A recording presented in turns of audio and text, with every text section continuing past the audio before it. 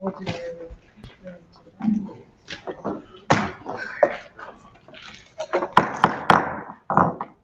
evening. I'm going to call this meeting of the Legislation Committee to order.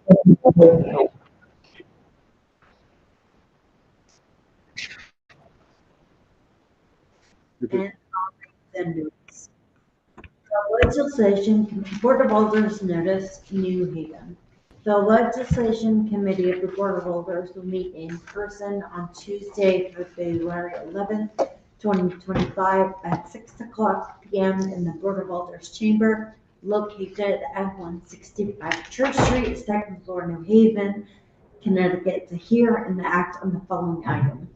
OR-2025-003, ordinance amendment of the New Haven Board of Alders to the New Haven Code of Ordinances, amending Chapter 17 by adding Article XIX to establish tobacco and smoking product resale license requirements, updating licensing fees in Article 20, fees and charges as applicable to these retailers, and updating Chapter 16, Article 6, regarding the prohibition of tobacco, smoking, vapor, and nicotine products.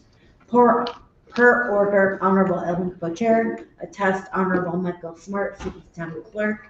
These items are on file and available in the office of the City Clerk, located at 200 Orange Street, room 202 in New Haven, Connecticut, 06510. For accessibility related accommodation, please call 203-946-7651 or 203-946-8582. Public comment testimony may also be submitted via email to publictestimony@newhavenct.gov or 2 p.m. on the day of the meeting. This meeting may be viewed on the New Haven Board of Alders YouTube page. I just want to thank everyone for their patience as we get started a little bit late. My name is Ellen Kubo. I'm the Alder of Ward 8. I'm the chair of this committee. I'm now going to pass it to my left and ask alders to introduce themselves, starting with my colleague furthest left on the side, this side of the table. Thank you, Madam Chair. Good evening. My name is Evelyn Rodriguez, and I'm the alder in the 4th Ward. Adam Marchand, Ward 25. Good evening, Madam Chair. Richard Furlow, Vice Chair, Ward 27. Good evening, Madam Chair. Armin Rodriguez, Ward 6. Good evening, everybody. Eli Saban, Ward 7. Good evening, Jeanette Morrison, Ward 22. Thank you, colleagues. I know to recognize that Alder Redente is here with us this evening. And without further ado, we will begin with our only item on the agenda tonight. As stated before, it's OR-2025-003. And I'd ask that the makers of the item and all who are coming to present come forward.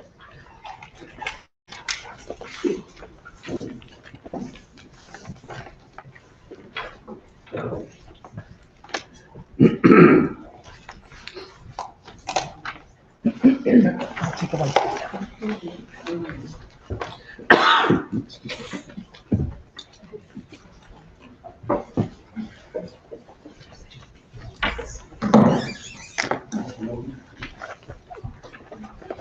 We'll get you a chair. Okay. Redemption? Right here, alder redemption.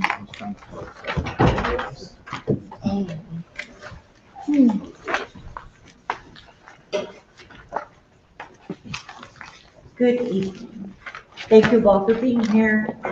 It's a very strong table. If we please maybe begin this on the left, on my left and go right. Introduce yourselves. Please state your name and address for the record and begin your presentation. Frank Redent. Okay, I'm sorry. I have one over there. I got you. No worries. Please proceed. Frank Redenti, Alder, Ward 15, 67 Downing Street. John Lubadowski, Assistant Corporation Counsel for the City of New Haven, 207 Emily Drive. Michael Pinto, Assistant Corporation Counsel, 507 Central Avenue, New Haven. Alexander Castro, Minor 2, City of New Haven, 52 Dallas Street. Marissa Saban, Director of Health for the City of New Haven, 424 Chapel Street. Eli Saban, Alder for Ward 7, 834 State Street. Mike Lumiotti, Captain, New Haven Police Department, 1 Union Avenue, New Haven, Connecticut. Richard Furlow, Ward 27, business address 165 Church Street. Thank you all. And now, yeah. Good evening. So this evening, what we are presenting is a tobacco, nicotine, vapor, and smoking retail licensing program for under the health department, which is an ordinance due to a number of things. I first wanted to talk a little bit about why we are proposing this ordinance, and then I will go into some of the methods to achieving our goal and how we aim to accomplish the goal. And so New Haven has seen a rise in the number of establishments whose business involves the sale of tobacco and vaping products. These establishments are commonly referred to as smoke shops. In May of 2024, there were approximately 195 tobacco dealers in the city of New Haven that we presented during a workshop. And since October of 2024, there were an additional, now adding to an additional 17 that opened, now totaling 212 tobacco smoke shops in the city of New Haven. In just 5 months, we saw that increase. Due to the growing number of smoke shops opening in New Haven, there has been an increase in complaints regarding illegal sales and activities. Consequently, the number of referrals to the New Haven Police Department, as well as the Connecticut Department of Consumer Protection and the Department of Revenue Services, has also risen. By establishing a permit system, we will be able to monitor and regulate the activities of these establishments to ensure they comply with all rules and regulations applicable to them all. Through monitoring these establishments, we hope to reduce the exposure to children, especially in the marketing of tobacco, nicotine, and smoking products that promote their health and safety and welfare. The way we are also modeling an ordinance from a neighboring city of the city of Bridgeport in particular. The methods to achieve this goal is to establish a permitting system with penalties for sellers. This will prohibit outdoor advertising and indoor advertising of tobacco, vaping, and nicotine products in areas that are frequented by children and youth. We will be monitoring the banning of marketing of these products near schools, parks, and similar locations, restricting marketing methods aimed at children and youth that could encourage their use, and prohibit the use of their products at all city schools. The New Haven Health Department will require that all tobacco realtor obtain a permit to sell tobacco products. All applicants will complete their annual licensing, including paying for their license through our current municipal system, which is our current licensing system for other permits that people have to get, establishments have to get. And the New Haven Health Department inspectors, including sanitarians, senior sanitarians, and sealers, will conduct annual unannounced compliance check. If the time and resources permit, and in collaboration with local, state, and federal partners, the health department aims to enlist individuals between the age of 18 and 20 to enter licensed premises and attempt to purchase tobacco and smoking products. All violations will be documented in writing and mailed to the tobacco and smoking product retailer by the New Haven Health Department. The notice will specify the article and section of the law that the realtor has violated, and it must be sent no longer than 30 days from the date of the violation. All violation notices will be sent to the City of New Haven Town Clerk to be recorded and placed for the public report. Unannounced follow-up of compliance checks may be conducted for all non-compliant tobacco and smoking product retailers. The results of all compliance checks and inspections may be published by the New Haven Health Department annually. When we look at the summary and cost, we've done an analysis on that, and we are hoping that once this ordinance passes, the following will apply. All new businesses that open after the passage of this ordinance must apply for, pay for, and obtain a permit before they can begin operations. Existing businesses have until October 1st, 2025 to secure a permit from the New Haven Health Department. To assist establishments in this process, the Health Department will develop a webinar that provides an overview of the ordinance shall it pass and the licensing program, so they can understand and be able to be afforded the opportunity to learn about this new ordinance, as well as the guidance on how to apply for a license on the thecitysquare.com website. The violation tiers, the fines that are outlined in the ordinance, will be issued similar to how we do currently with other methods, which is the ticket book system that was established with the City of New Haven styrofoam ordinance, if you all remember that particular ordinance. So we will issue a similar process of a ticketing book, which will have a copy of the ticket provided to the offending party at the site of the violation, and another copy will remain in the ticket book for our records. A DOT tracking system, which is a dashboard that we will set up to monitor all tickets issued. And this system will also track the following details: the name of the individual ticketed, the amount of the fine, the date it was paid, whether the ticket was appealed, and outcome of any appeals. Per the ordinance that's being proposed in section 17-183, the first violation of the article, the Health Department will impose a fine of $150. The second violation, within 36-month period, the New Haven Health Department will impose a fine of $500, or the maximum allowed by the state statute. In addition, the tobacco and smoking products will be suspended for a period of 7 calendar days. For the third violation, within 36-month period, the New Haven Health Department may impose a fine of $1,000, or the maximum allowed by the state statute, and the tobacco and smoking products permit will be revoked. Note, we also want to indicate that the violations that will be that are indicated will be referred to the Chief of Police and the Connecticut Department of Revenue Services for consideration during their renewal of their tobacco dealers. We wanted to make sure that that was also noted for the record. If an establishment permit is revoked or suspended, of all tobacco and smoking products must be removed from the store. And that goes for a fine of $1,000 per day, shall we find them in violation of that order.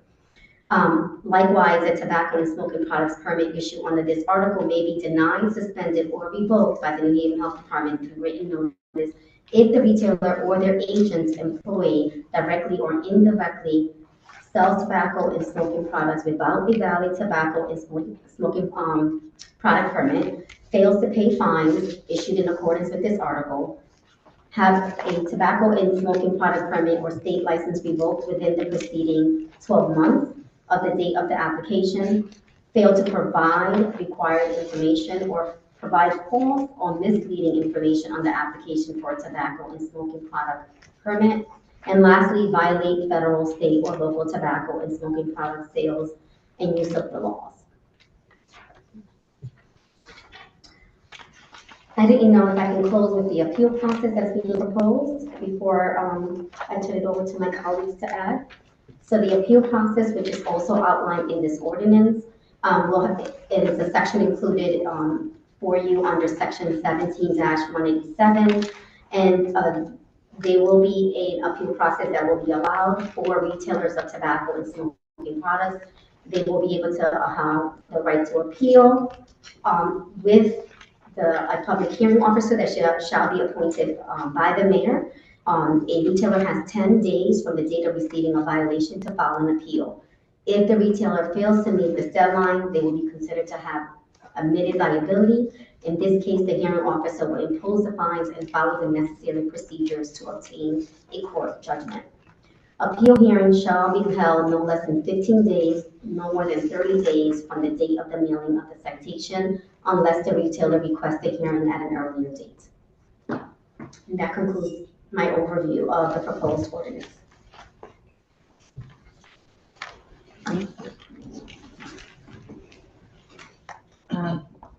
Are there any other presentations from either spectator? Those are fellow. Thank you, Madam Chair, and that was such a excellent presentation by our Director of Health. But I should thank this working group, which was composed of the Health Department, the Police Department, Corp Counsel, Alder Redenti, Alder Sabin, and myself, think I named everybody, Corp Council, right? Zoning. City plan. Oh, and City Plan, yes, and City Plan. You're welcome. Yeah, for working with this over several months. And then I guess the rest of what I'm going to say, what I will say after is when I sit there, talk about some of the changes that we made. Thank you. I think just briefly I'll touch on, Madam Chair, thank you for having me here tonight. And obviously Director Bond was very thorough in her description of it. So I think it's interesting to look at some historical context for this. And so it's pretty cool that I was sitting in a meeting in Fairhaven a couple of years ago trying to figure out how we would solve a problem that had developed around a lot of the illegal sale of tobacco products, specifically to minors, and then specifically involving illegal drug sales and firearms in locations like this. And so we racked our brains to try to figure out how we would reach out to state agencies. And so what I like about this ordinance in particular is it allows the city to police the city that in a way that people want to be policed here, and look at the issues that are arising in the community and allow us to address those in a timely manner, rather than having to wait for state agencies and other entities to figure out when they have time to come down and while they're dealing with Bridgeport, Hartford, Waterbury, and London. This is a New Haven ordinance to deal with the issues in our city as they're rapidly evolving. Thank you, Captain. Are there any questions from members of the community? Oh, I'm so sorry, colleague from the 7th Ward. No problem at all. I just wanted to add a thanks to Majority Leader Carrillo for bringing this working group together. It was a very productive working group. It's now produced 2 pieces of legislation, and I want to thank everyone who participated in putting these ordinance amendments together. I think the main purpose, as Captain Pumiani emphasized, is public health and safety, because the smoke shops have been popping up all over our city.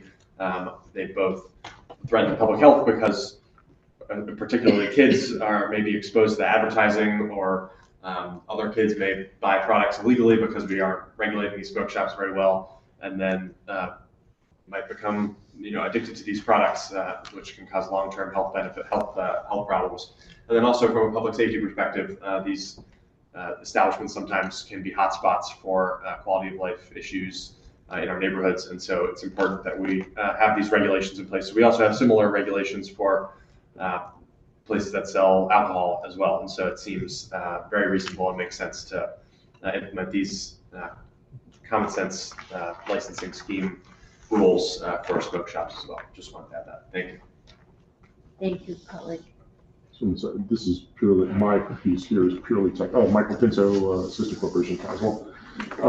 My piece here is purely technical. We're going to actually, we will be submitting substitute language when should this be voted out of committee. It's non-substantive. It's just reorganizing, and because some of the sort of outline of it was borrowed from Bridgeport, who had taken the lead on this, and just sort of trying to rework the structure, but it's primarily non-substantive. So it'll look a little bit different, but all the pieces will be there in just a different format.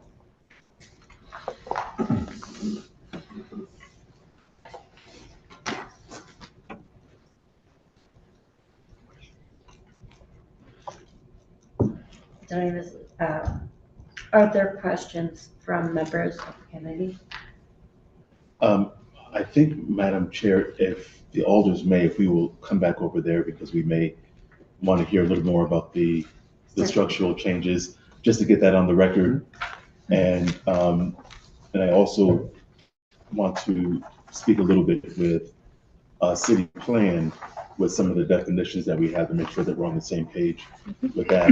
And while I'm sitting here, I think it's also good to note that that what Director Bond is also, what this ordinance is doing through Director Bond's leadership, is we know that there is no law that allows people to smoke cannabis outside of their residence.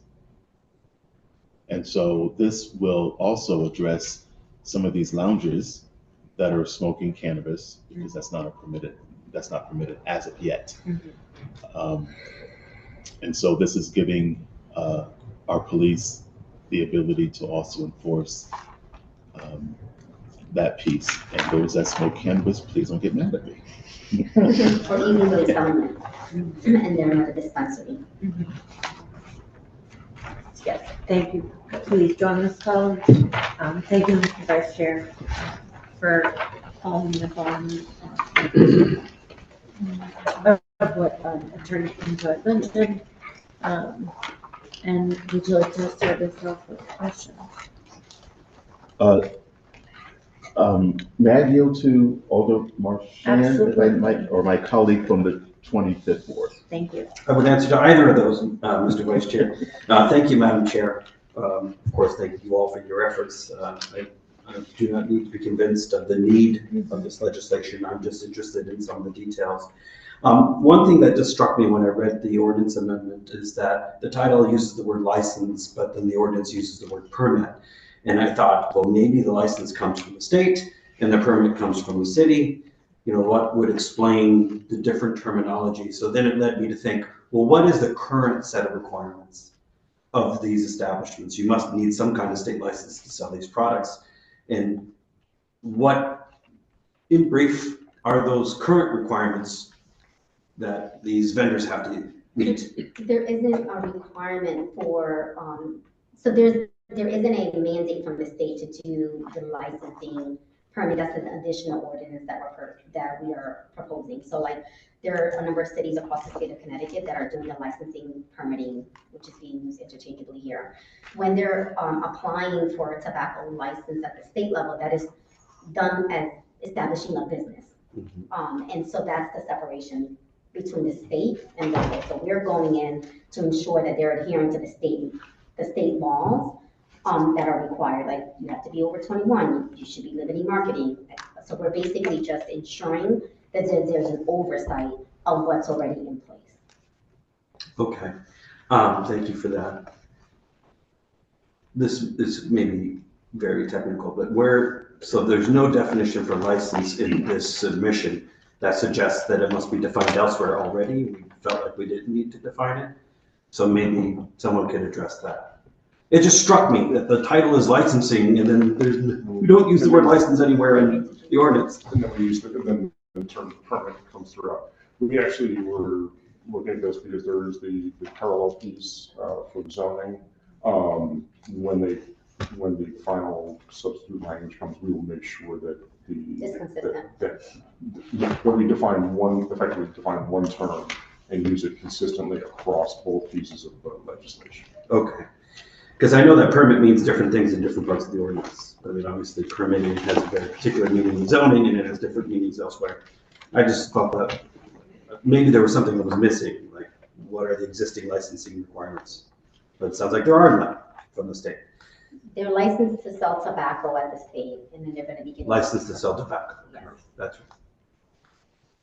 So they're licensed through the state to sell the products. We're going to be giving them a permit to monitor the laws that go with their tobacco license. But we broaden it beyond just to cigarettes and vaping products, all smoking products. So this ordinance amendment broadens the range of products that are covered, but also establishes more local requirements. Exactly. Now, the state must give us authority to establish a minimum age. Right. 21. It's already 21? It's already the state requirement is 21. For tobacco. Right. But does it already exist for all the other kinds of products that we're talking about here? All tobacco products. So we're just putting it in our ordinance to reflect what the state already has. Correct. Okay. And or any future development of products. So we're leaving the word broad so that if there's a new trending way of developing another way of vaping, like vaping came out, it's like the trends and things. So if something else comes out in the future, we don't have to come and try to change the definition. When I was reading the material, the way I read it it made me feel like we were raising the age. We're not, we're just stating it locally so that we can be certain to enforce it. Correct. Okay, thank you.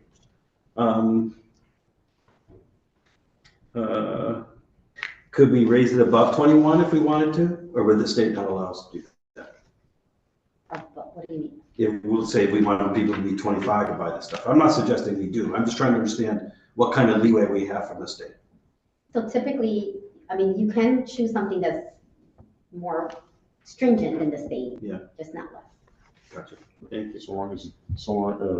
And there's a minor caveat to that, so long as the state has not occupied the field. Right. And so, because, say, liquor licensing, that is exclusively the domain of the state. And we don't have, I mean, we can limit where, how close package stores can be together, but we certainly can't change that. Add requirements to what the liquor board already does. Okay. Thank you. And it also couldn't be in conflict with it, right? And it could be more stringent so long as it's in concert with, the sort of leading case on this is actually a cigarette case. Town of Orange, the state basically said if you have cigarette vending machines, they have to be in a place that can only be accessed by those who are 21. So, the state of the Town of Orange was like, that's a really difficult thing to enforce because what if, although there are places where you can sell alcohol, that kids can also go, restaurants, let's say, Eli's on Whitney or whatever, or Archie Moore's. There used to be bars that kids didn't go into because you wouldn't want your kid going into a smoky bar. But once we eliminated indoor smoking, they became much more attractive for lunches and stuff like that. Town of Orange said, you know what, this is just too much of a hassle to try to police, and so we're not going to allow. And although it was more stringent than the state, it was still in concert and not in conflict with the. I honestly don't know if we could raise it to above 21. That would take we would have to actually look at that. And do some research, right? There was a Tobacco 21 campaign that I was actually part of. So to sort of force the state to sort of take a position. So there were cities and towns that did that because there was it was like a Tobacco 21 campaign where we got finally to 21. So, and that took a lot. It was a heavy lift and a lot of advocacy and grassroots organizing. So just back to the question of state authorizing us to do something. Was there recent legislation that said states or cities, you should feel free to expand the definition of these establishments? Or are we just going forward thinking that the state will be fine with that? There's other cities that already have this ordinance, and that's why we modeled this ordinance. How long? When did they get the ordinances? It's been many years. It's been many years? Yeah. I don't recall the exact year, but they're not the only city. There's a number of cities that are applying this so that they can be able to have some level of enforcement and really protection for the well-being of children being exposed to products when they shouldn't be. So we have lots of confidence that what we're doing will be fine and that the state won't look at us funny or strike it down or something. If I may, Jonathan, close close enough. Thank you. If I may, Jonathan Badowski, one of the earlier things I looked into as a member of the working group was what other towns had done. As mentioned, we had lifted a lot of the Bridgeport language that's in here today. There are other towns, for example, like the town of Westport, who just have a two-line zoning regulation that say no new smoke shops may open. And I spoke to the town attorney, and nothing's come of it since then. They haven't taken action against current smoke shops because they wouldn't be able to apply that retroactively, but they have just done a blanket ban on new smoke shops in the town of Westport. And I believe Norwalk as well. And Sanford has ordinance as well. Great. I have one more question, if I may, Madam Chair. Absolutely. Which goes to the penalties and the punishments, ramifications of violations. My reading of the material suggests that when a license is revoked, suspended, and I guess we should say license permit, that it gets reinstated upon the expiration of the time that is the kind of prescribed period of suspension. That would be my interpretation. But I could be wrong. Is there some action of the violating retailer to show compliance in order for that suspension to be concluded and for the permit to be seen as valid again? So they have to pay the fines, obviously. Yeah, it says a fine of that 1,000 per day will be assessed if found violating that once it's been revoked and suspended. if a tobacco smoke permit is issued under its own, denied, suspended, revoked, the written notice, Yeah, I they would couldn't have find to it. wait the 12 months.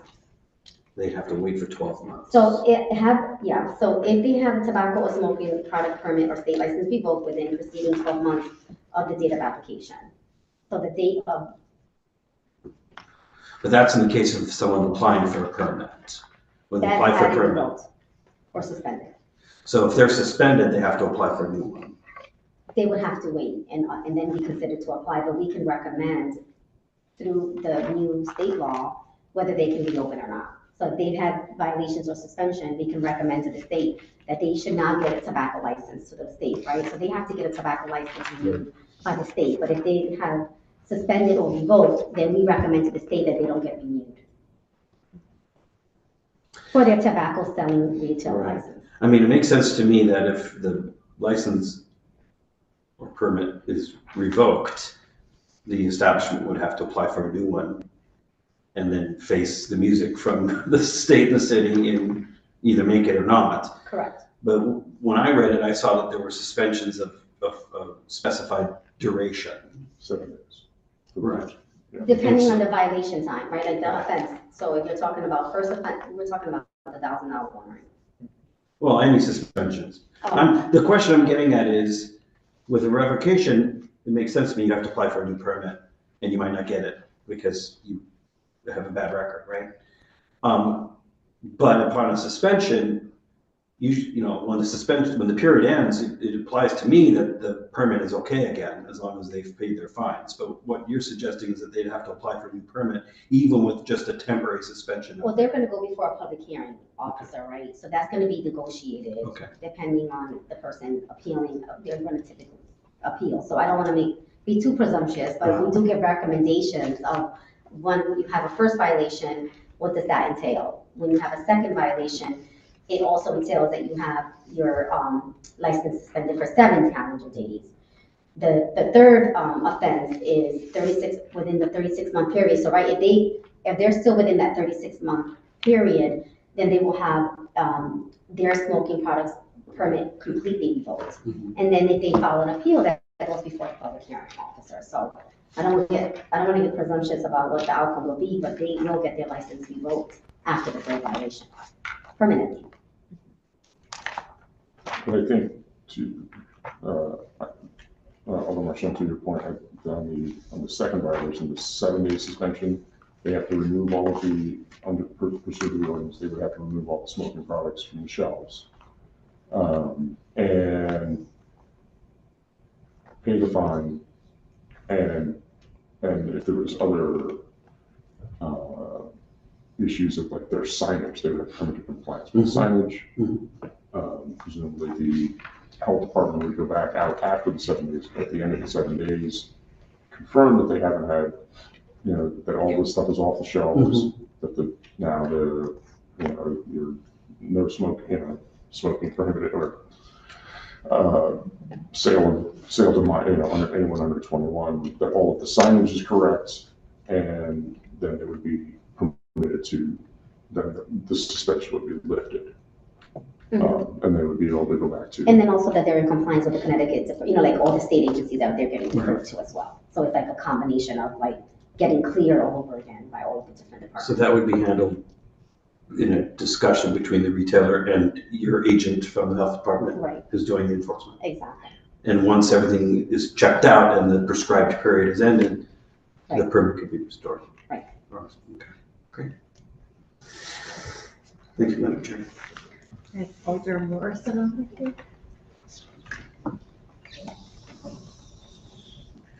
Thank you. So my question, in regards to the permit fees.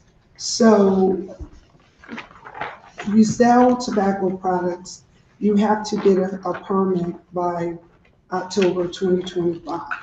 And so if that's the case, when would the different establishments start to be fined for violating, right, not having a permit? Does the permit will establishments even though you're saying October 2025, you have to have this permit, how about they don't get it until the new year, right? And then say that December before January, when your staff goes into the establishment, they don't have a permit. Are they going to be considered violated? Yeah. Because I'm all about time, right? Exactly, you are. And then it's good, because you wanna, and I think that, let me let you finish, and then I. So what I'm saying is, even though, because this is 2025, and this is government's slow. Even though we have these quick ideas and we say things are gonna pop off, a lot of times it doesn't happen. And so we're gonna need a grace, right? I always want a grace. So if October 2025 is the time they're supposed to get the permit, we technically should not be looking to violate anyone until January 1 and after. Because you might not have gotten to my store and educated me, because that's gonna be the second question. How do you expect to educate every little bodega, every stop and shop, every place? Because everywhere I go, they sell cigarettes and tobacco products. How do you expect to educate all these people in retails on this topic by October 2025? So during my presentation, I talked about the smoke shop. This is smoke shop specific, right? So there's about 212 we know that exist as of right now that are in place. So what we will do is notify all of the 212. We will by letter, email, because we already know who they are. We've done the research of who they are. They will be all put on notice in writing, both English and multilingual letter. And then we will conduct and invite them for a webinar that will then be recorded, also posted, and also get an Everbridge message. So there'll be a multitude of ways that we're notifying them, and then offering them the education period. We also do outreach where we go out into these establishments and we'll be notifying that this is forthcoming, and then also assist them with the application process. And so there'll be times where we have staff that are available that they can come in if they're having issues with City Square, for example. Sometimes there's an issue with people understanding how to navigate the licensing process. So that there will be a grace period, and I agree with you, there should be a grace period of us establishing all of it. So depending on when this gets passed, we will have to establish what does that grace period look like. So it will be really all contingent about the timing of the ordinance passing. So Alderman Morrison, pretend I'm sitting over there. Okay. I want to also add in that we have given a grace period because this was kind of scheduled to pass by April, which is giving a 6-month period for this to be implemented. So that's why we put the date as October 1st, and that if you're not in compliance by October 1st, then you're now in violation, because we're giving the health department and the agency 6 months to actually get this in place, presuming that this passes by April. So I'm not talking about those 225 that you're talking about. 12. I'm not talking about, I go to a lot of different stores that's deep somewhere, right? They sell, okay. So everywhere you go, you can get tobacco products. And when I look at this law that you guys want us to pass, to me, that's everybody. It's not the 212, just the 212.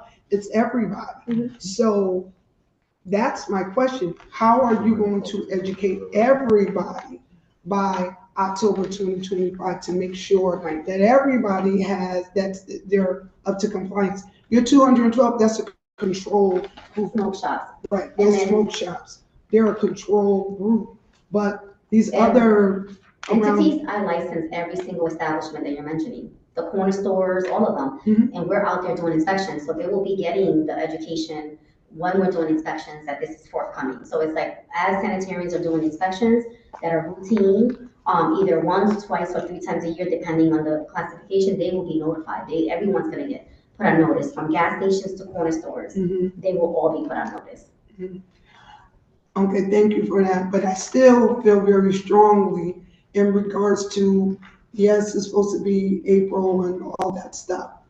October is the date that you're setting that people should have this license. people still need that like brief window, and I'm only talking about 2 months, if you all are talking about October 2025. Because if you go into one of my stores that I rely on, and then next thing you know, they're in violation, they got closed down because of whatever. If you can give them October 2025 is the date, but if you give them as of the first of the year, and anyone that has not complied, at least you're being fair. Because we gotta always remember, a lot of these establishments are people that live right next door to us. They're just trying to eat just like everyone else, and they wanna follow the law, but sometimes everyone doesn't hear everything. And so I'm all about, let's be conscious. I know we're supposed to be whatever we're supposed to be, but let's be conscious of the people and how this is gonna affect. I mean, this is a good law. You wanna protect the health. You wanna deter children from wanting to smoke and all these different things. But we gotta also look at the mechanics of what it is that we're doing. And you guys have done an excellent job with this. I'm just, I'm always that person that's gonna speak for that other voice that, needs to be heard. So I think that's all, because my questions were kind of, so yeah, so that's it. So I guess it was a question and a comment all in one. So thank you, Madam Chair. Thank you, colleague. I have Alder Saban on the queue, and then Alder Rodriguez. Thank you, Madam Chair. I wanted to ask a question just to clarify something, which is, we've talked about this as being in partnership, it's sort of connected with the zoning ordinance amendment that is also under consideration of the Board of Alders. And my understanding is that if a third violation occurs and the establishment has their license revoked, then they would no longer be in compliance with the zoning code. Is that correct? And then they would no longer be grandfathered in as a establishment that has a prior use as a smoke shop? Well, I think that's a little more complicated. When it comes to extinguishing uses, we as zoning administrators can't say this use is no longer legally non-conforming. What I think this license process does is create that mechanism to weed out the bad actors who have been operating against the ordinance and against the intent of the city, which is to promote public health. It doesn't necessarily say that this place cannot become a smoke shop again under the zoning, but it may suggest that it can't be licensed again, which would in fact make it a place that you could not operate. So it would be a smoke shop under the zoning that can't sell cigarettes. So that would eliminate any incentive for someone to operate that location as a smoke shop. Understood. Thank you for that explanation. It wouldn't necessarily, I mean, if you're a convenience store, it wouldn't necessarily prevent you, you just can't sell cigarettes. Right. I mean, or, tobacco related products. You can go ahead and continue to sell soft drinks and bread and cheese. Of course. Yeah. So I hope so. Like Stop and Shop would still operate as Stop and Shop. They just, wouldn't be selling cigarettes, and Walmart would still have a pharmacy. They're just no longer selling cigarettes. Understood. Thank you. Okay. I think, thank you, Madam Chair. I think a more direct, and maybe this is not what you're asking, but let me ask it a different way. Because this is what we covered, and I think this was clear with the licensing portion. But let's just go back to the zoning. If you're out of compliance, so this is my understanding through our working group, that if we set this ordinance in place, and there is another smoke shop that is within distance, that now causes this smoke shop that has lost their ability to be a smoke shop, then they can no longer be a smoke shop because they are no longer in compliance now with zoning regulations. Yeah, so as it stands in the current licensing portion, that dispersion requirement is included as part of this ordinance, which would suggest that it would have to go through the BZA process to get another special exception for the use, but it does not include that use being reestablished. It's just, we're now dealing with the licensing portion that might say, no, you can't authorize this use, or this license. Again, when dealing with extinguishing uses, it's tricky because we have to deal with land use law, and that's kind of restrictive in terms of what we can and can't, remove as a use. But again, I think what this ordinance accomplishes is making sure that those bad actors, again, are disincentivized from habitual bad behavior in our neighborhoods. Even if land use practice may restrict how, militant we are in, being aggressive towards those bad actors, the licensing portion has a lot less restrictions, at least at the state level, which is what makes this ordinance set possible. Thank you. And thank you, Madam Chair. I know we are dealing with the licensing portion this evening, but I think that some of the zoning is intersect, and we did it in two separate meetings so that we don't get confused with doing the licensing and zoning all at one meeting.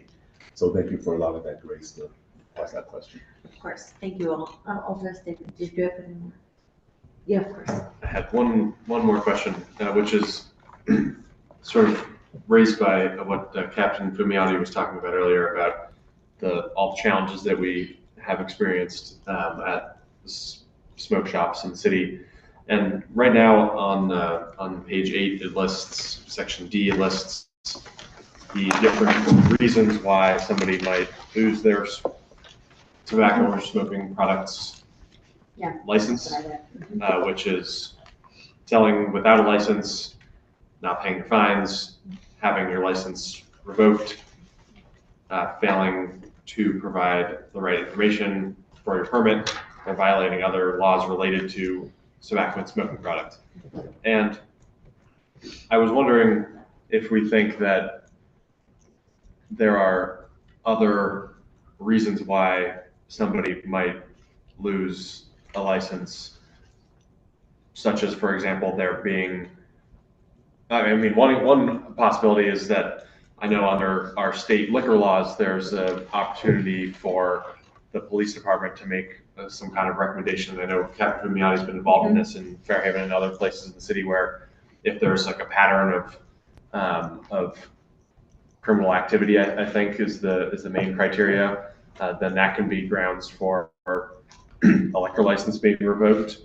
And if part of what we're trying to get at here is is that kind of activity, maybe we want to have something in this ordinance that is similar, where, if maybe there's a smoke shop where they're doing everything right according to the smoke shop ordinance, but they're also selling marijuana under the table, which is not directly addressed in the smoke shop ordinance. So as I'm reading it, that would not be reason why you could revoke their tobacco license. But if they are found to be doing that, then maybe we would want to revoke their tobacco and smoking shop license. And you could imagine other types of criminal activity that we might fall into. Illegal sale. Right, so I think just selling illegal products that are not authorized under the definition of tobacco products. Could be The selling of cannabis at a non-dispensary or non-medical would be its own crime. Exactly. Right, but that crime would be addressed, but would it be shut down for that crime? Okay. Presumably by the state or police department. Fair enough. I think right now, so we probably should have a conversation about that, because if they violate right now, they're getting a fine and then they're closed for like 2 weeks and then they reopen. That's what's happening right now from the state. Cannabis sale. If illegal cannabis sale is like a fine, about $500, then they're shut down for like up to 2 weeks and then they're reopening. So the intent of this smoke shop is to control some of that. So we could add specific That's fine. definitions. I'm open to it. Because this is not big. Yeah, so if you wanted to have that conversation, I think just adding in, if you just add in a violation of state, federal, or local law. Yeah. I think that's, Yeah, that like opens number it up for five kind of review. leads, yeah, number five kind of leads into that, I would think so. right?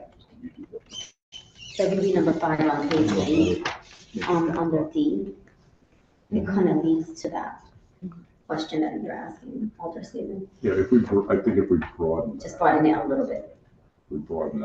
we're making it 6, that's really any violation of state local law. Correct. Or federal, Or federal. state local law. I think that opens it up because it says it may be denied, suspended, or revoked. So that's may is. Right, yeah, I that was gonna allows us. say. It's not saying absolutely, it's saying we may. Mhm. Okay, thank you for that response. I appreciate it. Thank you, Madam Chair. I have Alder E. Rodriguez and then Alder Morrison. I just have a few questions. Thank you, Madam Chair. The, on page 7 regarding section 17-183, violations and penalties, if you look at, A1, 2, and 3, it does mention the violations there, but it doesn't mention the time period as to from one violation to another. So for example, if I were to own a smoke shop and I were to do a first violation and the fine of 150 is imposed, is that imposed on a daily basis? And if I were to then do a second violation, could that second violation be immediately thereafter? So that then the time clock begins for the punishment of that violation, and then you're indicating within the 36, so a person can wait up to 36 months in terms of violation? So the way the violation works, like if you open up, once you have your permit with the health department and you violate in a week, you're gonna get fined just $150 for that one time offense. But if you violate again in less than 36 months, you're going to immediately escalate to the $500 level. So could that 36 month be the following day? Yeah. So if another complaint comes in and we go back out and we see you in violation again, so it's a tier system. So, we're trying, I think to your point, Alderman Morrison, like our goal is not to place it down. We're trying to work with people. So we establish this tier level to sort of get people back to correction and staying open. So we established this level of a 36-month period, which is comparable, and we discussed in the work group what's reasonable at that time. Because I do note that in the second violation, you have like a 7-day period. Where they're gonna be closed. So then it escalates it, right? So now you get a fine and you're also closed for 7 days. But the establishment can file an appeal and they can go to a public hearing officer within that time, shall they want to. Or we proceed, and so the escalation gets more firmer. And you indicated that in other city ordinances, from the one that you were able to help develop, the New Haven one, that those ordinances indicate no more smoking shops in some kind of language. Oh, Jonathan was alluding to that Westport. Maybe you can elaborate about what Westport did, yeah. Yeah, yes, thank you. Yeah, Westport they just banned all new smoke shops. It is, I could send it to you after this meeting if you'd like, but it's a 2-line zoning regulation that says something along the lines of there shall be no new smoke shops, whatever their definition was in the town of Westport. Thank you. And then lastly, last question, thank you, Madam Chair, is that you indicated that there were 195 smoking shops as of October 2024, and that there was an additional 17 in less than a period of a couple of months, 5 months, yeah. to 212 in 2025. But in those 212 are not included the supposed shops, the pseudo shops that are selling other products and are not, and are in fact selling smoking products, as my colleague Morrison has Yeah. So indicated. that'll increase, so like delis and grocery stores and gas stations, those are all places that we already license, and we are already routinely doing inspections. So So we're they would just looking at have- more than 212 Absolutely. actual businesses. Thank And you. so and so just to clarify, it was May 2024, there were 195 tobacco dealers, and then as of October 2024, we jumped up to 212, which is the additional 17 within a 5-month period. And so these are specifically smoke shops and just showing how exacerbated it's getting, in not even thinking about the fact that loose cigarettes might be being sold in corner stores. We're not even talking about the exacerbated other locations that could be potentially violating this tobacco law. So it's great, it's a greater issue than what we are even presenting tonight. Thank you, Madam Chair. Madam Chair, is my colleague from the Fourth Ward asking through the chair that Corp Counsel send the information from Westport? That's a reasonable ask. Thank you, Madam Chair. Thank you, Majority Leader Furlong. Yes, Yeah, thank you. I'll do that tomorrow. I appreciate that. Thank you. Thank you. I have Alderman Morrison with you. Yes, so my question is in regards to the third violation. So with the third violation, automatically, does this law automatically allow the health department to revoke the person's or the entity's license, or as you revoke the license, but does it automatically go to this hearings officer to make the final decision? No, so we will be automatically revoking unless they file an appeal. As a practical matter, the health department will have to take that when they're revoking. They will have to take it before the hearing officer, whether they appeal or not. If they do not appeal within 10 days, they've admitted liability. But they're deemed to have admitted liability, and so it's merely the hearing officer saying, yes, you went through the proper process, Madam Director, and the revocation is sustained. I didn't see that, because that piece is, As part of all of the 7-152C, it's the same hearing procedure as the anti-blight, as the residential rental licensing. It has to be presented to the hearing officer in order to get civil judgment. Anti-blight works slightly differently because there's separate statutes that we don't have to go into. But yes, the hearing officer will be involved in every one of the issues, whether it's merely to confirm the fine or whether it's actually a contested hearing. okay, all right. So because it's, I guess, just a known thing, you don't have to put it in the ordinance itself. That's what you're saying? It's part of that 7-152C. It is actually described as the hearing procedure. Okay. So, so who is this hearing officer? Like, who is this person? The person will be appointed by the mayor Right. and recommended to the board of alders.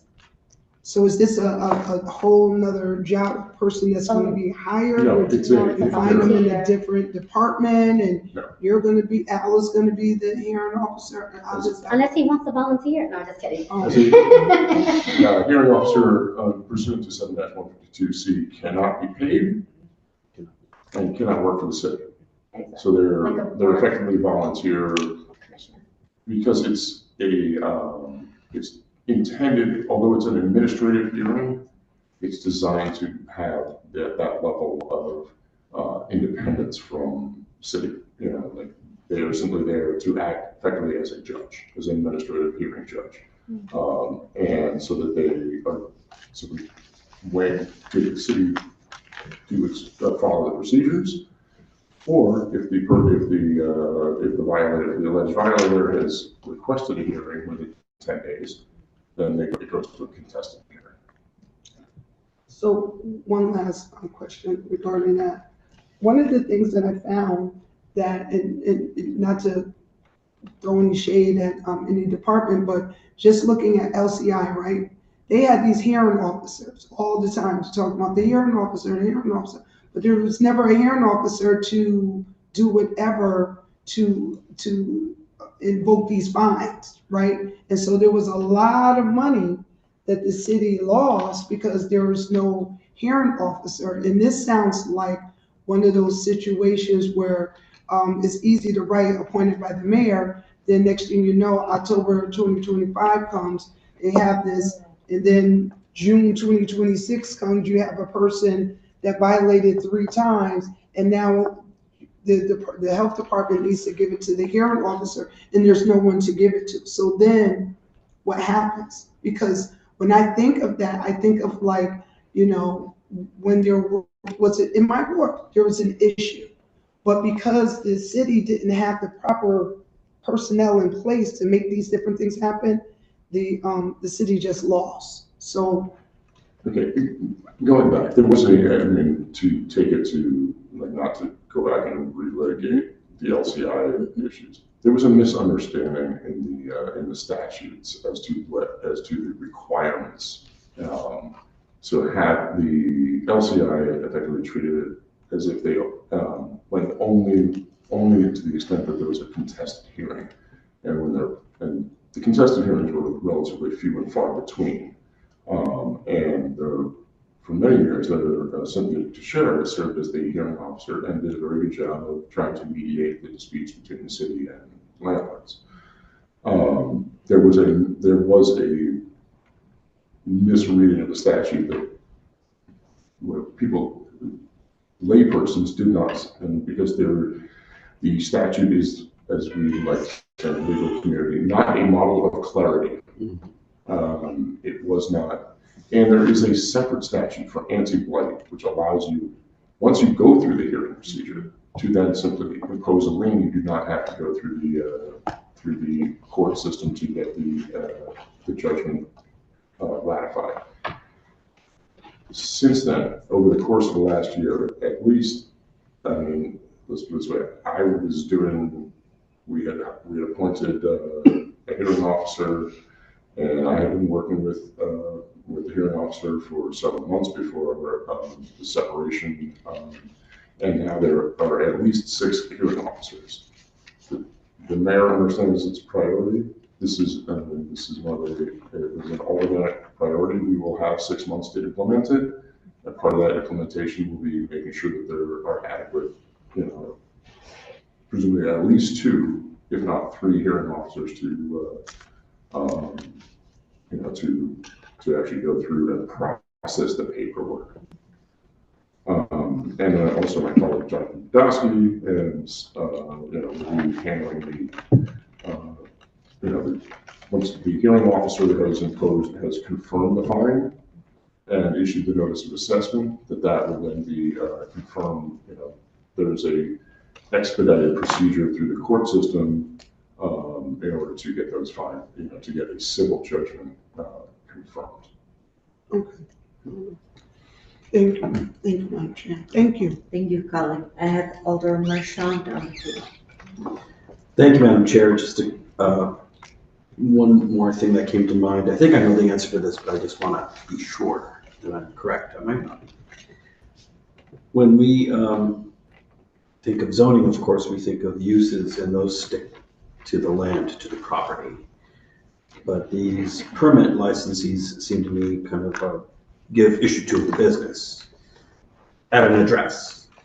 And that makes me ask, if a retailer moves location just down the street, can he take the license or permit with him?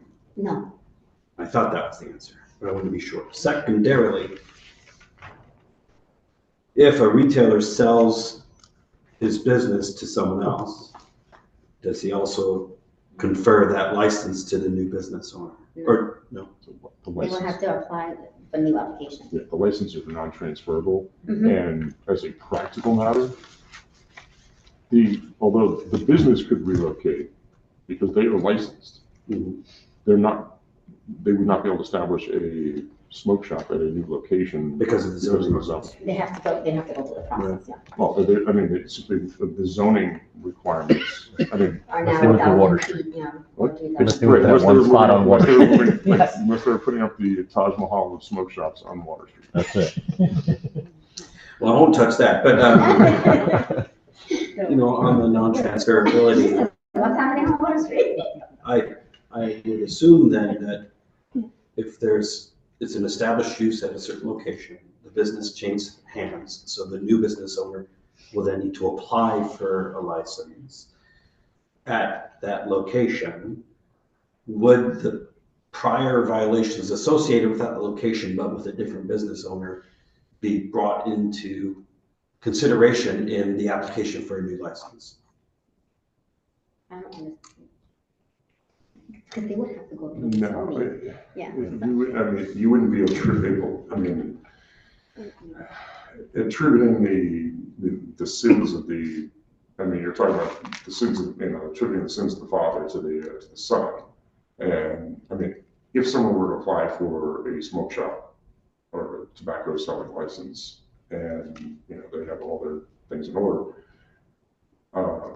they would be considered, let's put it this way, I mean, if it was clearly some subterfuge to avoid, like, oh, you just changed the name, but all the players are still the same, like, that's gonna be a different story. Right. But if it's, A true sale to a different owner, not um, related, not the spouse or the estranged son-in-law or whatever.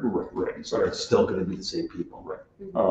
I think you would have, let's put it this way, I would look at that if someone asked me, as you have to treat them. With a I clean mean, this slate. is, this is truly an arm's length transaction. Yes, that it's a new company, John Smoke Shop versus, Bill Smoke Shop. They would be treated, as, they may also run into the same zoning. Mhm. I mean, it is the non-conforming use, so they might, we'll cross that bridge when we get to it. Yeah, no, I can just imagine residents appearing at hearings talking about troubled location and bad history and everything, but I'm a new owner, so. Thank you very much. Thank you, Colin. Are there anyone else, other Department of Direct Report? Thank you, Madam Chair. Director Bond, you had mentioned, and it sounded very similar to what you did with the food truck vendors, where there was a lot of education. You spent a long time when we approved the ordinance for the styrofoam. Mhm. And I do remember that you spent, again, a long time educating and having meetings with every single food vendor, cart all over the city to ensure that when this came forth, it was not a surprise for them. Right. And I just gotta give credit to the team. They are amazing. It's a small but mighty team that they really just, our goal is to educate first, and then, because we obviously want to have entrepreneurs in the city and be able to have thriving businesses, but we also want to be able to attack those businesses that are storefronts, or a smoke shop front, and selling other illegal substances. So. Thank you. And I say that to say it worked, because again, now there's no more styrofoam in our, in the Long Wharf corridor, as many residents reached out to you directly and myself. So thank you, because the education piece that you're bringing forth here, I want to just highlight that, because that helped us all. And it sounds like it's going to be beneficial for all these, get these folks in compliance without hurting their pockets, as long as they follow the rules. Thank you, Madam Chair. Thank you. Any further questions? It's more of clarity. Sure, absolutely. So my first statement about given that grace period, that 2-month grace period, is there a way that we can add, even though it says, well, I see here September 1st, 2025. Madam Chair, that'll be for discussion. When we get to discussion. Oh, we can. Okay. Any other questions? All right, seeing none. Attorney. I actually have if I can read the Westport ordinance into the record, I promise it'll be brief. Westport zoning regulations 31-17 titled Prohibition on Cannabis Establishments says all smoke shops or tobacco stores as defined in 5-2 herein are prohibited in all zoning districts in the town of Westport. To the point. Thank you, Attorney, for this. Yes. Thank you, have a good evening. Thank you so much. I give this time we're gonna move into discussion. The public. Thank you. Thank you, Vice Chair, for always having my back. So at this time, I will ask if there are any members of the public present wishing to testify on this item. Thank you. Is there anyone present wishing to testify on this item? Or a third, time, is there anyone present wishing to testify on this item? At this time, a motion is appropriate. Alderman Shaw. Point of order, Madam Chair. Yes. Was there additional information the city was going to present about a suggested change in regards to the format of some component of this legislation? Because if they did want to present on that, we'd have to do it before the public hearing closes. Thank you.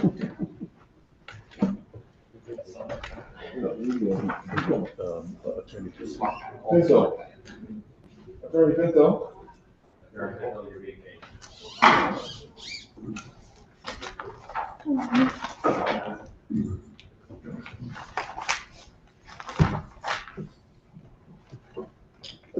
Can I go first? Thank you for having me back. Yes, thank you for having me back. Thank you. So if I can go first, I'll point out a couple of examples. In reviewing the Bridgeport language again today prior to this meeting, if you look at page 4, there's 3 different paragraphs that state what tobacco and smoking products means and also means. We think there'd be room to not remove any definitions, but make that back into one paragraph. The Bridgeport version, it was just one paragraph that also had those sentence breaks. I think it would make more sense if we revisited that in some way. And then just to give another example, on page 7, there's a subsection H just above 17-183 that says no tobacco or smoking products retailer shall engage in the sale of tobacco and smoking products without a valid permit. That seems to be one of the primary reason for the section in the first place, so that should be moved up. 17-183 violations and penalties contains 2 references to state statutes, not state statutes. Yes, we're not going to be building statues in the state. That's right. And then if there are other examples Attorney Pinto wanted to mention. Most of mine are going to be, like, when you see it, almost all of line. I mean, obviously we'll clean up the language. There's just a couple of areas where things are sort of like unclearly written. And I learned from early on that the most important part of my job as a drafter is to make sure that no one can misunderstand what's going on. Not that you can understand it, but that you cannot misunderstand it. Particularly, there's going to be a reader in bad faith at some point on almost all legislation. There's going to be someone who wants to get out of it. And we're going to close those holes. So most of what I'm going to work on in the next week will be reorganization, making sure that the most important thing is hit first, and then the caveats come afterwards, and then the explanations come afterwards. Because was it section, where are we at? Section 181, 17-181, Section C, the sale of tobacco, smoking products, or nicotine products, or devices to some persons under 21 signs shall, like, I'm gonna reorganize that to say, like, it shall be, all retailers shall post a sign with containing the following, boom, boom, boom. And it shall, it shall be, not, legibly printed at least one high. Just, have, in all caps, the sale of tobacco and smoking products, blah, blah, right? It shall be printed in English and Spanish and other languages as necessary. So those will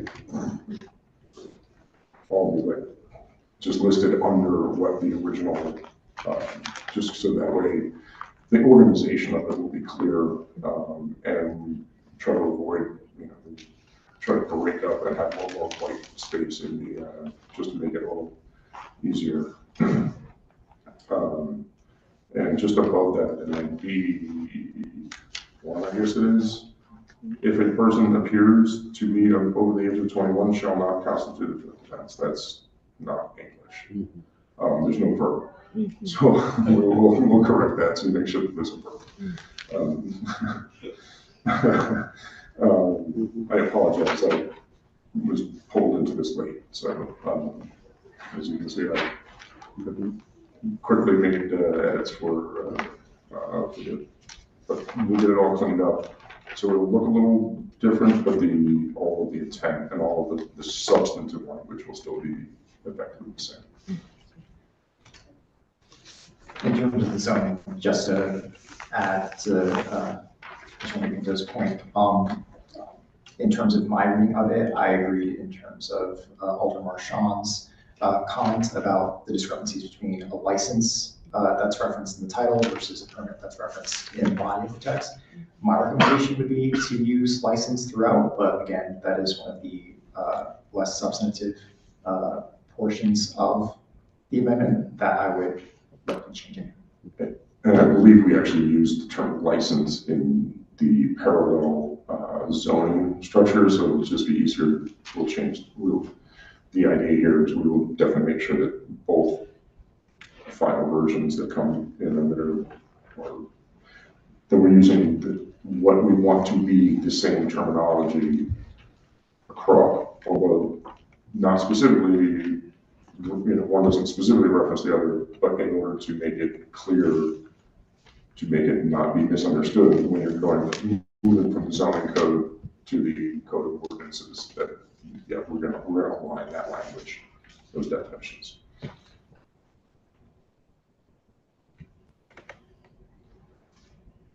Alder Frilla. Thank you, Madam Chair. The other thing that we didn't get an answer for is the difference in definitions with the zoning regulation and the licensing regulation for smoking, for tobacco and smoking products. And so the definitions in the zoning regulation is different from the definition in the licensing. So because the licensing is more detailed, I'm wondering whether zoning would have I don't want to say an issue, but would they object to changing the zoning definition for tobacco and smoking products to what we're using in the licensing? I would say no, we wouldn't object. We are very amenable to addressing those inconsistencies and creating something that is both descriptive enough and prescriptive enough to account for all types of products that might be used or sold at these establishments. Thank you, City Plan. Thank you for that object. Sir, and thank you, Corp Council, for that explanation. But at this stage, we have. Oh, are there any other questions? No. All right, seeing none, thank you so much for coming back. Thank you Thank again. you. And at this point, and Oh, sorry. we'll go back to the public hearing, and I'll ask if there are any members of the public wishing to testify on this item. Are there any members of the public wishing to testify on this item? And for a third and final time, are there any members of the public wishing to testify on this item? Seeing none, a motion is appropriate. Alder Furlow. Madam Chair, I move that we close the public portion of this meeting. Second. It's been moved in second. All those in favor of closing the public portion, please say aye. Aye. Any opposed, any abstentions? We've closed the public portion. Alder Furlow. Madam Chair, I move the item. Second. Item has been moved in second. Discussion on the item. Alder Morris. So we'll start with Alder Furlow, and then I'll have Alder Morris on. Thank you, Madam Chair. I move to amend this item by substitution with the red line copy that is before us this evening. Second. The amendment is moved in second. Discussion on the amendment. Alder Furlow. Thank you, Madam Chair. There's a red line copy there that just deals with a little bit of what we heard, but there's going to be much more amendments coming through. But the one that I wanted to mention is on page 3, where we are removing the be it therefore ordained, the creation of an order. And then we're going to have to make there will be some other amendments that we'll make on the floor, which will deal with the amendment to the title, which would say establish tobacco and smoking products. And so we're having that throughout. There is, well, I guess maybe I should just go through some of the changes I've made with this item. So on page 1, we're adding in tobacco and smoking products. On page 3, we are removing the be it further ordained. Under section 17-178, we are adding in products. On page 5, we are removing the duplicate retailer. On page 6, we are removing or nicotine products or devices, because nicotine products is already defined under smoking products. I did think to merge that what the attorney had said, but I figured we would just do that in committee. Under 8, we are removing vending machines, as that is not a permitted use. And on page 11, under enforcement, we are adding in the director of health and or their designee, and we are changing it to be consistent with our language of gender neutrality. I hope I did that right, and put it there. And those are the changes that are before us. And as I said, Madam Chair, there will be other structural changes coming from Corp Council in the days to come. Thank you, Madam Chair. I hope that my colleagues will support these changes. Thank you. Thank you, Alder. Any other discussion on the amendment?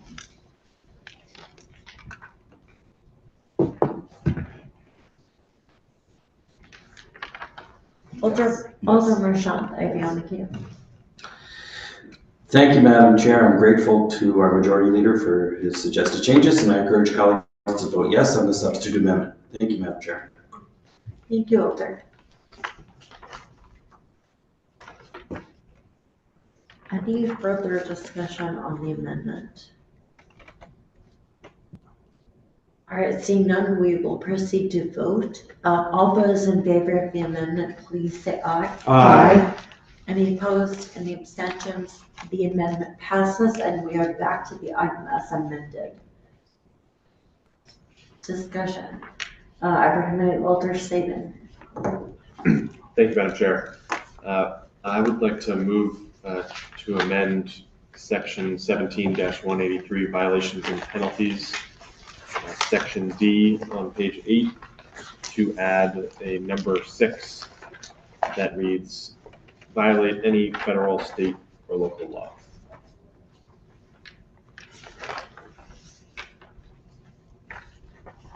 Second. Item has been moved and second. Discussion of the amendment. Walter Staben. Thank you, Madam Chair. The purpose of the amendment is to give additional discretion to the city to revoke or suspend licenses of smoke shops or tobacco retailers where there's criminal activity going on. We have an example of cannabis sales that are illegal happening at a smoke shop. And we want to make sure that the city has the power to suspend their smoke shop license if something like that is happening. And I believe this amendment accomplishes that, and I would encourage colleagues to support. Thank you. Walter Marshall. Thank you, Madam Chair. I'm going to speak in opposition to this amendment. I agree with the goal, but I think we're using a sledgehammer when a fly swatter might be necessary, because when you say violation of any federal, state, and local laws, that could be anything. You could be behind on your taxes. You could be cited for employing people who are undocumented. You could be, especially with this federal administration, it just seems like we could have businesses having their smoke shop licenses revoked for any manner of violations, some very far afield from the business that is being regulated here.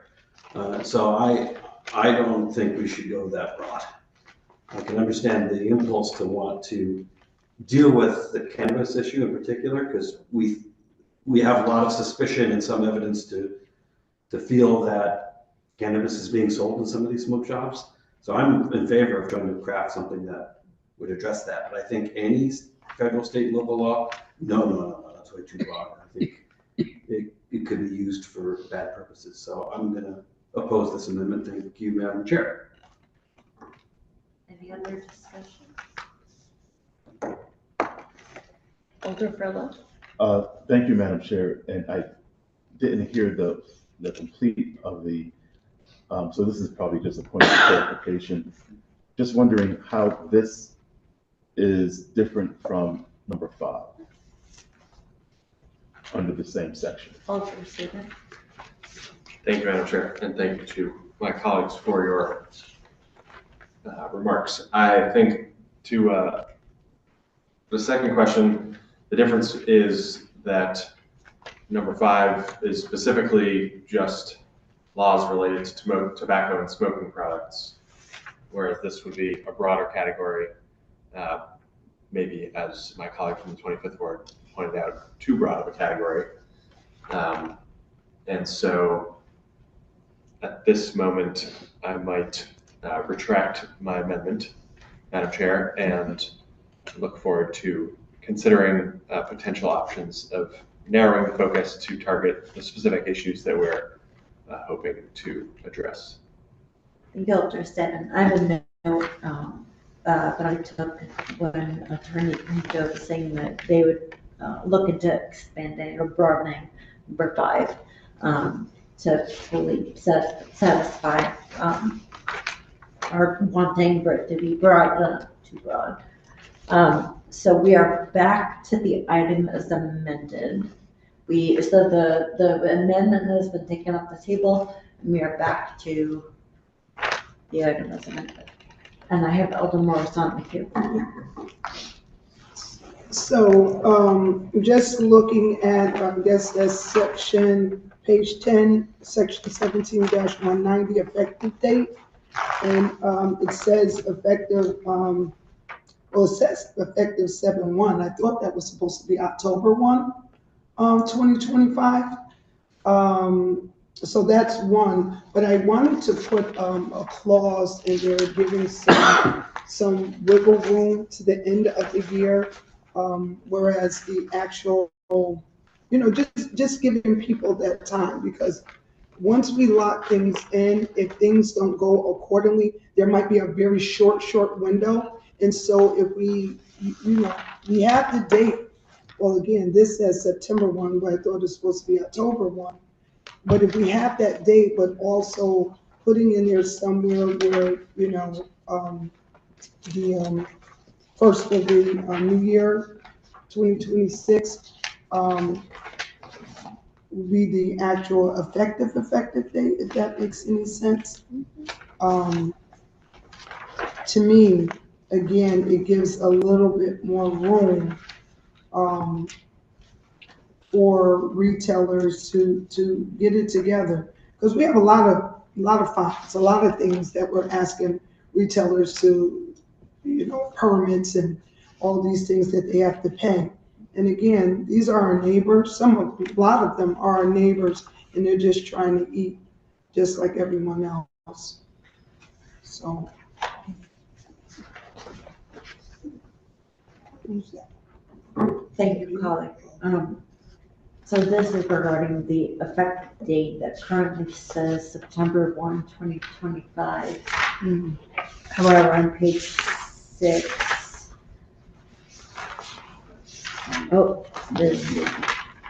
I'm sorry, Madam Chair, one is for new, the effective date, this would be for new. And section 17-182 is for existing.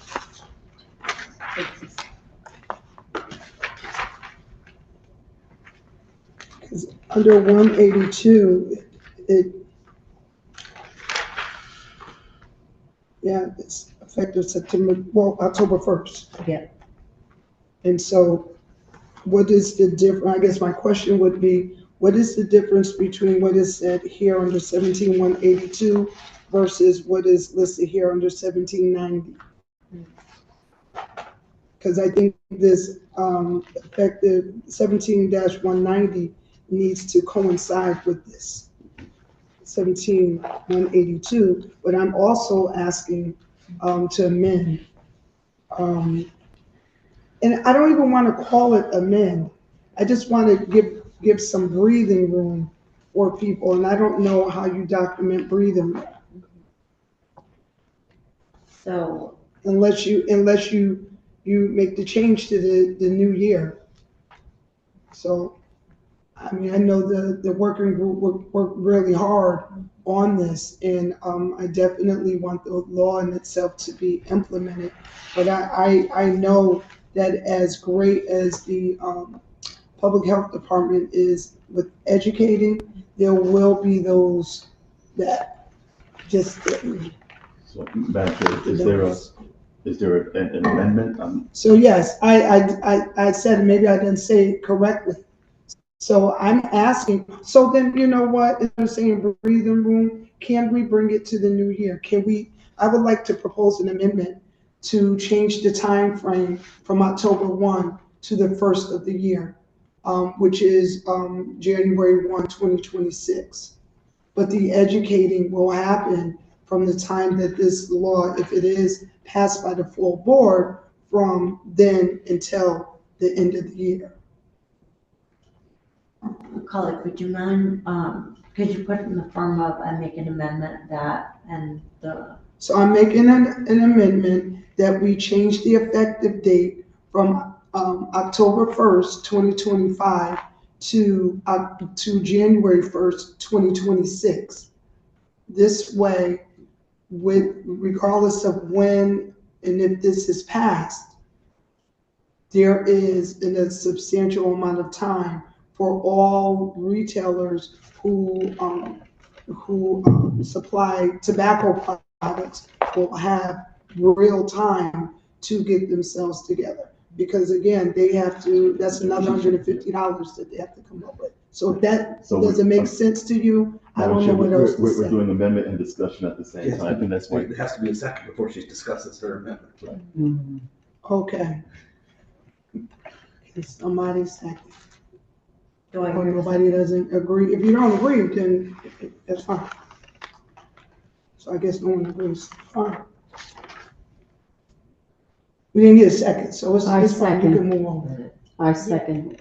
Okay, so the amendment has been second, and so, discussion, if you wouldn't mind going back to just discussing the amendment on the table. So the discussion is just providing our constituents with more time in, taking in this change, this new cost that has been, that's being added to their list of bills.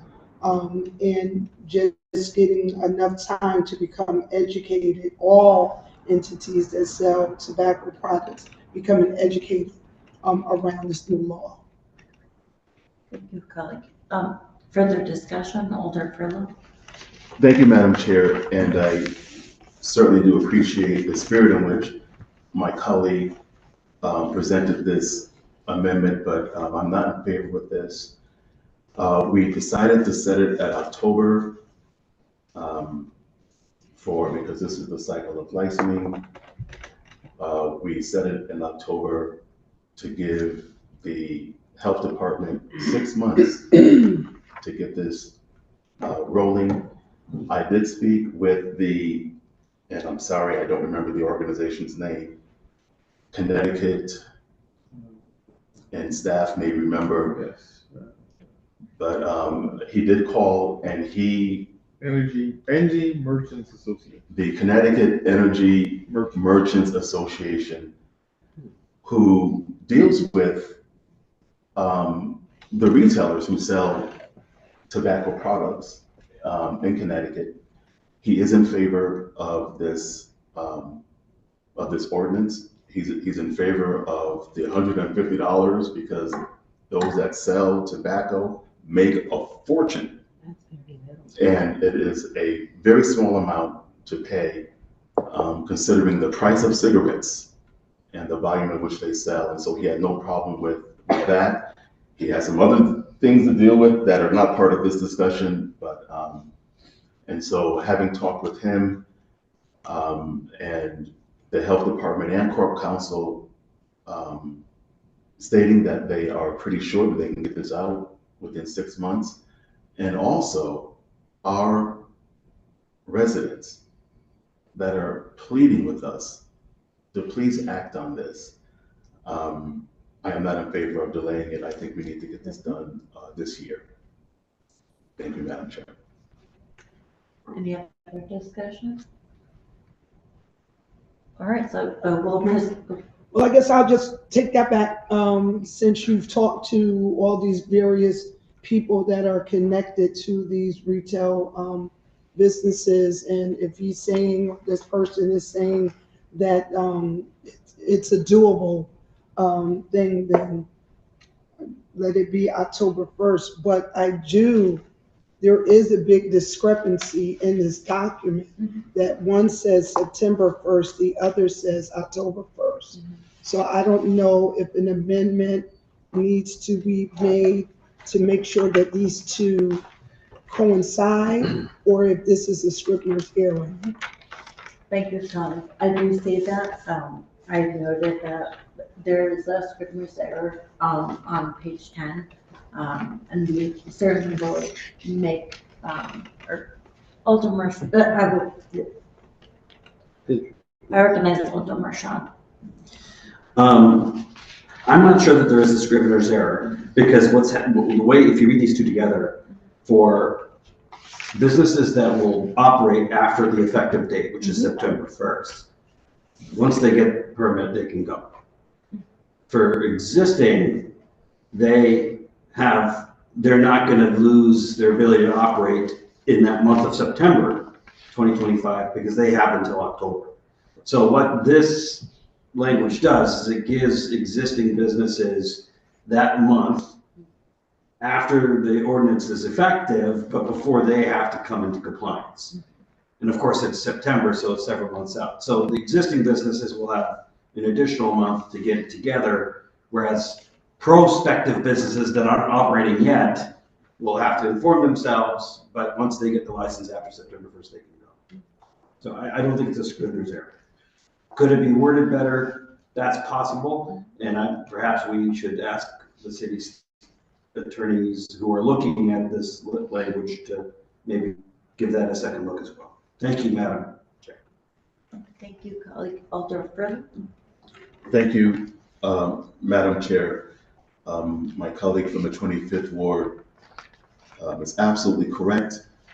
Section 17-190 is for new businesses that must be licensed starting September 1st.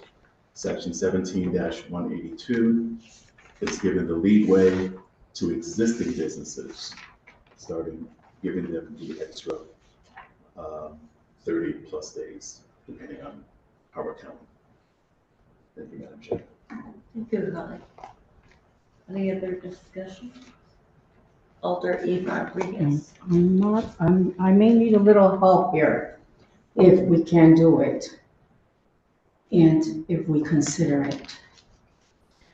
On the section we're in the whereas, page 1, page 2, number 6. Due to the increase amounts of smoking shops, and all those other businesses, I believe that we should include here a prohibiting of additional opening smoke shops. Where is number 6? No, I'm saying if we can do a number 6. Are you making an amendment? Yes. Then you need to say your. Okay, and I would just like to discuss it first, because I may not want to do an amendment. You know, depending on what my colleagues can consider. Okay. And the reason why I'm looking at this is because I'm focusing on children and families and locations. There may be locations in our city which may not be an issue at all, and where a business like this can flourish. So I'm looking at these things, and I'd like my colleagues to chime in and see what they consider. But if we're looking at locations with children and families, and we're looking at many of these smoking shops are in locations. And of course, respecting all of the ordinance regulations and the zoning, we're looking at 212 and more than that. So I'm looking at possibly a number 6 where we can say prohibiting additional smoking shops from opening in the city. Alder Marchand. Thank you, Madam Chair. I'm going to respond to the point raised by our colleague from the 4th Ward. The ordinance amendment before us has language that addresses where these products can be consumed, right, around. And our ordinance already deals with that in the tobacco ordinance we did several years ago, right? We can't smoke in parks and on school grounds and such, right? And that's intended to protect youth in particular, more vulnerable to the damage of these products from exposure to these products. But our ability to regulate where a business may be established is in our zoning. And this is not zoning. In fact, we already did the zoning. So we couldn't, if we wanted to, put something in here that talks about where these uses may be allowed, because that's the zoning ordinance and we've already dealt with that. The other thing I would just say is that what our colleague is pointing to is the whereas clauses of the ordinance resolution. And the whereas clauses are not the effective language of the resolution. They give the legislative intent. They say, well, these are our goals and this is what we're trying to do. In the case of this ordinance, the whereas clauses is pretty darn extensive. And I think it's because, although the makers could say more, I think they wanted to be abundantly clear about what their goals are. And in fact, they went so far as to put in some of the ordinance features in the whereas clauses, which is also unusual. We don't always do that. So I think the whereas clauses have been carefully crafted so that we are abundantly clear about what our intents are. But it's not where the actual effect happens. That happens in the following pages. But we couldn't do what you're hoping we could do, because regulating where such establishments may be, or where such uses may be allowed, that's the zoning, which we've already dealt with. So, but I appreciate our colleagues' desire to fortify the protections for our youth. And certainly that's a goal we all cherish. Thank you, Madam Chair. Alder. Thank you, Madam Chair. Thank you, colleague. Alder Furlow. Thank you, Madam Chair. If our colleague would like to make an amendment to the zoning ordinance that is on the floor before the Board of Alders, then she's certainly welcome to do that. I'm not saying it will pass, but that is her prerogative to do that, because the zoning piece is still on the floor. In consideration You don't have to what? You don't have the floor. Chair. Oh, I'm sorry, my apologies. Thank you, Chair Madam has Chair. not recognized me. Thank you. Okay, so we are, so any further discussion on the item as amended? Alder Marchand.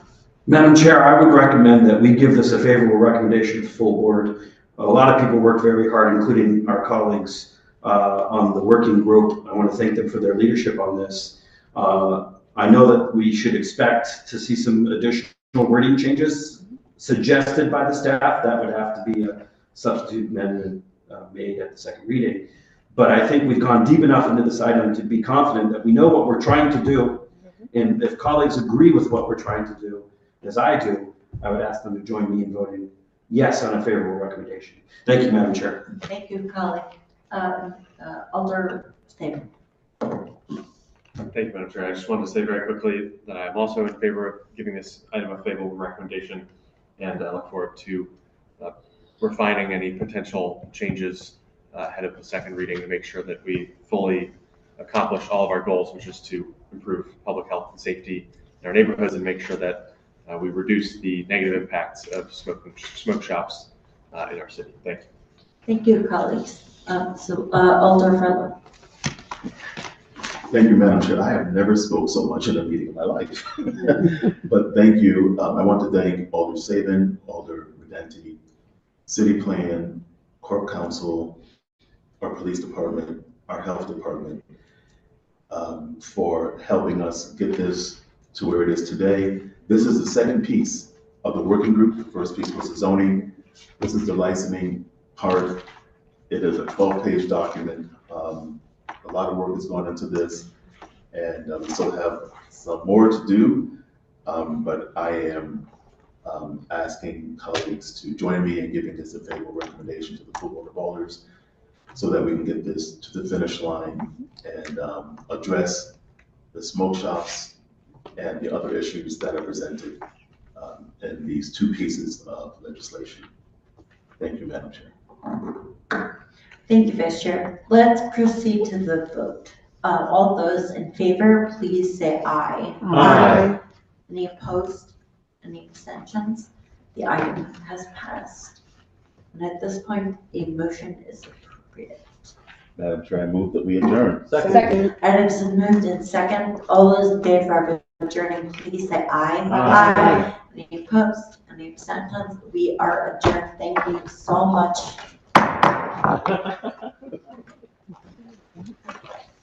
Thank you.